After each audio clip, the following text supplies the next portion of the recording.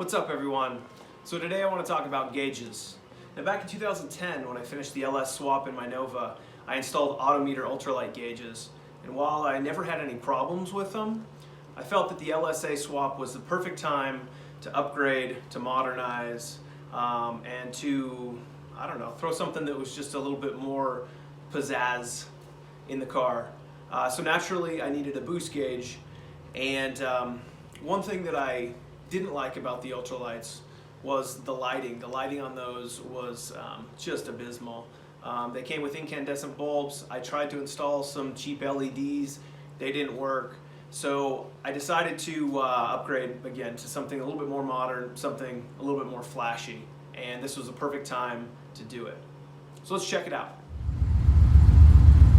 I've already got an aftermarket dash, but I think it's going to be about the same if you've got a stock dash. So we've got a couple of screws here, probably a couple underneath. Don't mind that hole that I cut out for a non-existent radio. We've got another screw down there. Probably a screw up here somewhere. Screw right there. So I'm going to pop these screws off and then start taking these gauges out. Let's do it. One thing you'll want to do is drop the steering column. You can do that with two nuts on either side, right there and there. Mine are 9/16. I'm sure yours are too. I'm going to go ahead and pop those off, and then I should be able to pull this gauge cluster out. So you want to disconnect any wiring and any ducts that you've got for your AC. I have one over there, and I also, when I installed these gauges, I hooked up these connectors to make the wiring pretty painless. It really helped. There's one there that you see, and there's another one floating around somewhere in this rat's nest. But I'm gonna go ahead and disconnect those, and this thing should be ready to pull out. Gauges are out. So I pulled a wiring diagram that I had made when I installed these Autometer gauges. I'm going to use that to hook up the new ones. So check this out. Here is my wiring. You see I've got these two connectors right there. There's one of them's the 9-pin, the other one's the flat 6-pin. So I know exactly what each of those are, and I'll be able to use that to hook up the new ones. I don't know what the fuck that is. Brown, looks like disconnected, of course. Brown 9-pin is tach signal. Does that make sense? What is this? Is this H? H?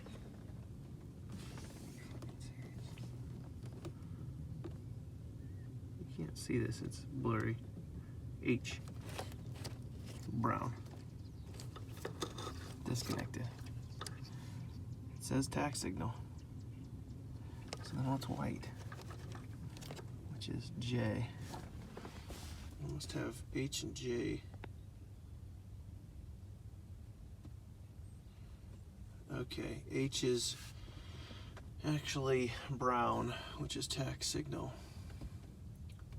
J is white, which is alternator indicator, which does work, because I believe that it kicks on when the alt is not on. Anyway, I've got a little bit of wiring to do. Hey, if anybody's got a good way to keep these ducts connected, especially at the suitcase, man, I'd love to hear it, because I've had one duct that just keeps falling off nonstop, and it's driving me nuts, especially considering it's way underneath here that I gotta try and get to. It's a real pain in the ass, but I'm open for suggestions. Let me know. Thanks. All right, so here's the back side of my gauges. You see it's kind of a little bit of a cluster, no pun intended. I'm gonna have to pull off a bunch of these, and then I will be ready to swap some stuff. One of the nice things these Autometers have that my new gauges don't are some points to connect up. I for ignition voltage, S this is for signal, ground you see right there. So it's easy to connect up all of your grounds and ignition voltages and stuff. Ground, ignition there. All of the small gauges have it. The bigger gauges don't, I don't think, but that's not as big a deal. I think that their lighting is integrated instead of like these ones where the lights are separate. I think that's pretty dumb, but yeah, at least it was easy enough to connect. Whereas my new gauges, they don't have anything like that. So I'm gonna really have to think about what I'm doing for ignition voltage here and also my grounds. I might just, so I had to disconnect, you saw a couple of, let me see where we at, like that. I just went ahead and clipped those. So for each of my LEDs, I need to hook up ground. Let's see, this is a ground, that's a ground, that's a ground. But for each of my LEDs, I have to hook up either voltage, and then these are ground activated, or I have to hook up the grounds right there. This is a turn signal, obviously my brights, turn signal. So I'll tap these grounds together and then run that. I might just hook it up to this, use this essentially as a bus bar, and then connect that down here to a ground. But I'll think about how I want to do that.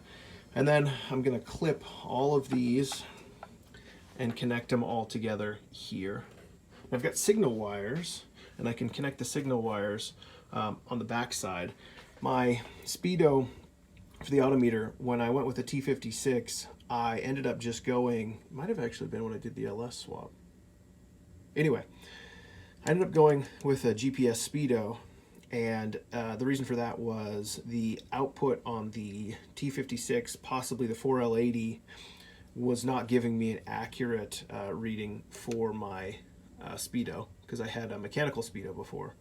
So my two options were either I think I get like an interface or something like that, which I would have had to take the back end of the transmission off or something, and then going to a GPS. So it was pretty much a no-brainer.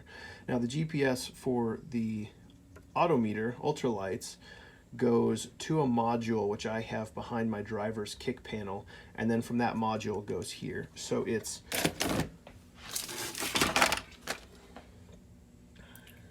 VSS here, you see from GPS unit and driver's kick panel, that purple on the flat 6-pin connector, purple right there goes to my speedo. So what I can do is on the new speedo, whichever one it is, find the proper, it might be this way, but find the proper way to run that. And I think that I can run that to the purple wire here,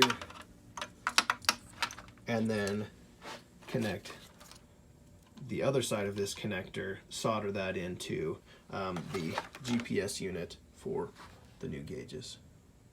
And then same thing kind of with the tach. The tach has a signal wire, it's one of these, maybe that one, I don't know. And I'm going to connect that to the new tach, and then if I have to make a connection, I think that one actually goes here. This was my screw up earlier. You see that brown is J and white is H, and I think in the car those are switched, so I'm going to have to note that. But anyway, my tach worked fine before. So if I have to figure that out, I'll have to figure that out. I don't know. We'll see what happens. Anyways, I'm going to hook up the new gauges. I'm going to at least drop them in here and then figure out all the wiring. All right? So when you hook these gauges up, you see I've got this little inverter here. I've also got an inline fuse there. This is main power, little 3-amp fuse, not too much. That's this red wire, which goes to this little cluster, and then that just spider webs out to each of the gauges. And this little inverter is for gauge lights. So this goes, actually there's a little dial to dial in the gauge lights, so you can dim them or whatever. And then this connects to this little contraption, and that again spider webs out. So each gauge, for example, this one, which is my voltmeter, has 3 wires, positive, negative, and then a gauge light, and then also has 2 wires for the gauge light as well. So this white is actually for the pointer, so the pointer actually lights up with these. So nice, quick, easy connection. If you aren't like me and didn't come up with a solution already, this would be a nice, wonderful way to connect the gauges, much easier than the Autometers. Now the Autometers used more of a traditional style one-wire sensor for both oil pressure as well as for temperature. This is coolant temperature right here. Now my new gauges use a more modern sensor, and I need to figure out if I can get an LS sensor that will work with this, and I think that it will. Just have to double check. But the problem with this is, you see this is already threaded in to an adapter, and I've got an adapter there too, but this is what came out off of my head. This is M12 by 1.5 thread, and this is like, shoot, I don't know, 1/4 inch NPT or something like that. Unfortunately, this doesn't work because this sensor is that size as opposed to my new sensor. So I might just order another one of the like Corvette style or LS style sensors and see if that'll work, or if I can find an adapter similar to this one that's just longer that'll allow this one to work. I might try that too. But still kind of up in the air. I've got a little bit of coolant that's leaked all over my garage because I tried to install this. Obviously it didn't work. This goes in that far, and that is it. So I'll let you know what I figure out with that. Anyway, that's kind of essentially it. I've already plugged this in. I've already got my solenoid for my boost gauge plugged in. Those are quick connects. My coolant temperature I'm going to quick connect as well.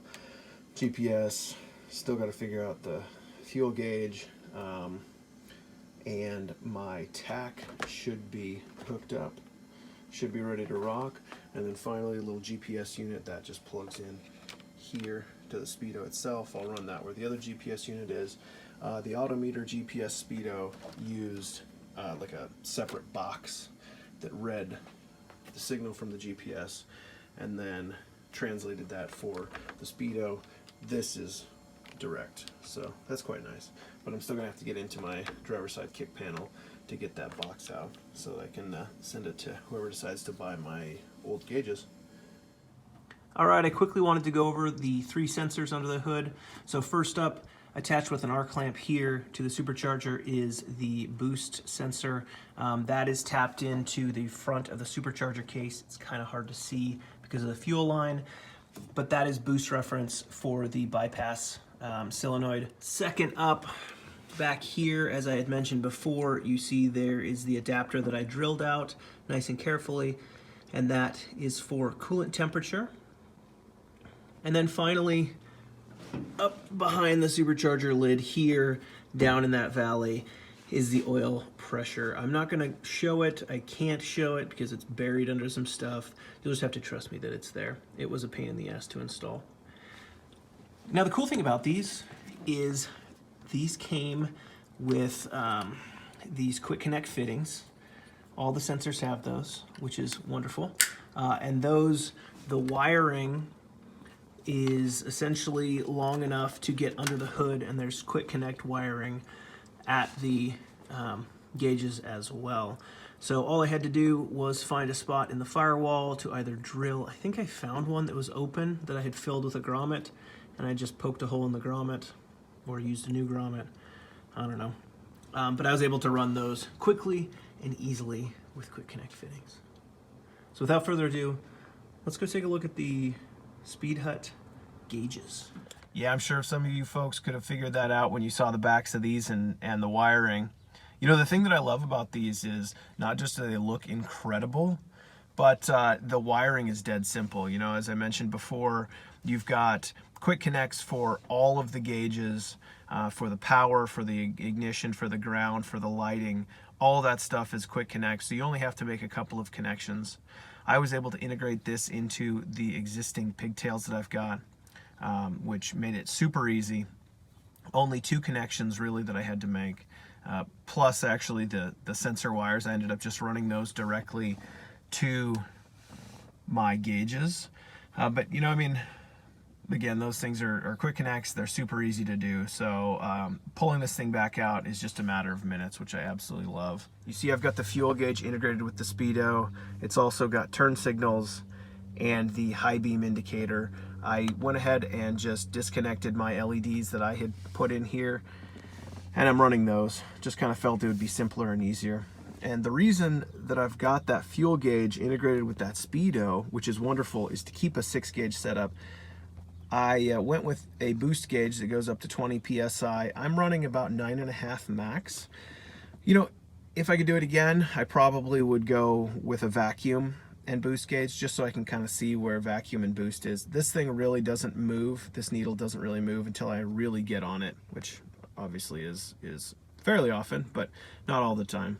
Now, I know this yellow tach is going to be divisive for people, and if you follow industry at all besides just muscle cars, you'll probably know and recognize exactly where I took inspiration for that thing. But I just wanted something a little bit different rather than just all black or whatever gauges, and I just absolutely love the look of this tach with the rest of the gauges being black. Just looks absolutely incredible.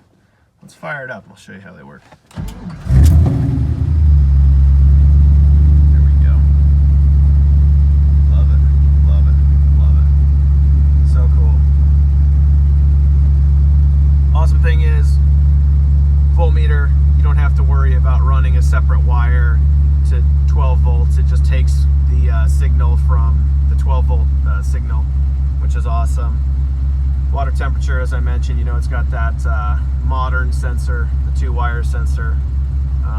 Fuel, you know, hooked that thing up. That was pretty easy to do. Had to reset that to go 0 to 90. I think from the factory it's whatever the modern style is. Tach, you know, just use the tach signal that was already existing. Boost, you saw that, we talked about that sensor. Same thing with oil pressure, it's back behind the engine. So this thing's just incredible, man. Absolutely love these things. Anyway, thanks for watching, and I will see you later.